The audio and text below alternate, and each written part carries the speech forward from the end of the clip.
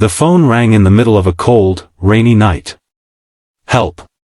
My Lyly dying. Please help." The voice was tiny, desperate, and trembling.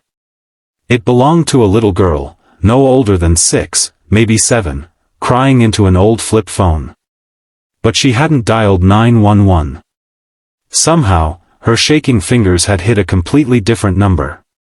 A number that didn't belong to any emergency service. It belonged to a billionaire. And this is how a lost call changed 2 lives forever.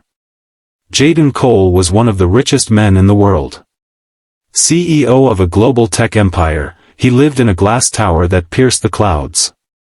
Every morning he read numbers. Stock prices. Sales reports. Market projections.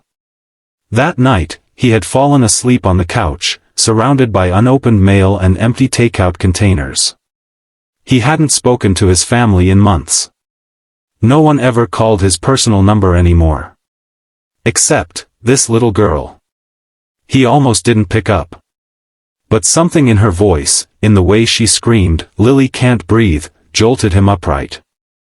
"Wait, slow down," Jaden said, fully awake now. "Who is Lyly?" "She's my dog," the girl sobbed. "She's shaking, she won't wake up, she's gonna die."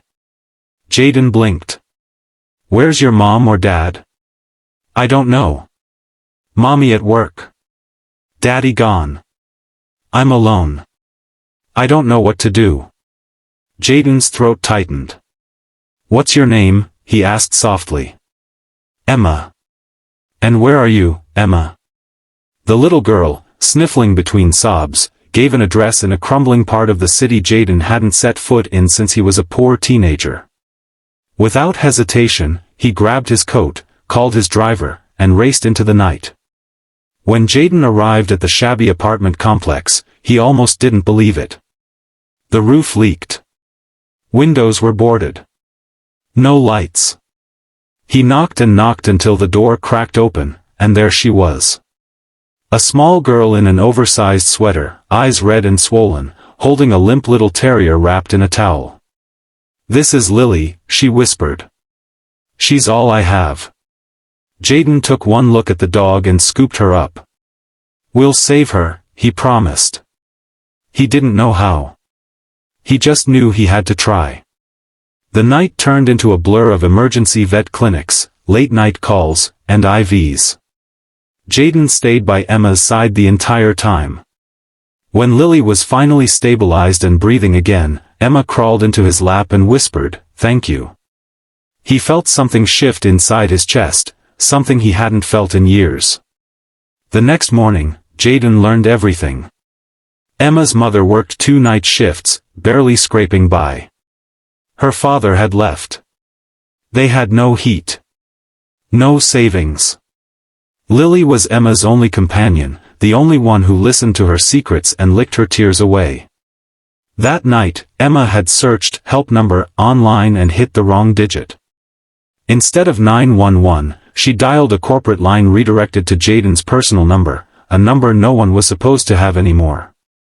A miracle of a misdial. Jaden couldn't walk away. He started by helping Emma's mother get a better job at one of his foundations. Then came a new apartment, vet care for Lyly, school supplies, warm clothes. But Jaden didn't stop there. He came back every weekend. Taught Emma chess. Took her and Lyly on walks. Brought books. Brought laughter. And slowly, the man who once counted only dollars began to count the minutes he spent with her. But not everyone understood. His board of directors questioned his sudden philanthropy. Shareholders complained. "You're wasting time on one kid," they said. "You're a billionaire. You should be focused on global impact." Jaden stared at the long, polished conference table and said, "If you think changing one life doesn't matter, you've never saved one." He walked out that day and never returned. Instead, he started a new project, the Lyly Line, a 24/7 hotline that connected children in crisis to real people who listened, helped, and showed up.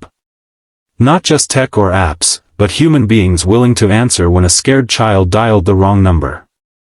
Years passed. Emma grew. Lyly got older, but she stayed by her side through every milestone. Emma, once shy and small, became brave and curious. She wanted to be a vet, to save animals like Lyly. Jaden, now far from his corporate empire, found his joy in Saturday pancakes, park visits, and bedtime stories. He was no longer the man with the tallest building. He was Uncle Jay. One day, during a school assembly, Emma stood on a stage, holding Lyly gently in her arms. "I called the wrong number," she told the crowd, but the right person answered. Her voice trembled but stayed strong. "I thought I was alone. I wasn't. And because someone listened, my Lyly lived. I lived." The crowd rose to their feet. Jaden watched from the back, tears in his eyes. He had once been the richest man in the world. Now, he was something better. Needed. The message? Sometimes, the wrong number connects you to the right person. And sometimes, the smallest voice, the most desperate call, can save a soul on both ends of the line. So if your phone rings, answer it. You never know whose life you might save. Or how they might save yours.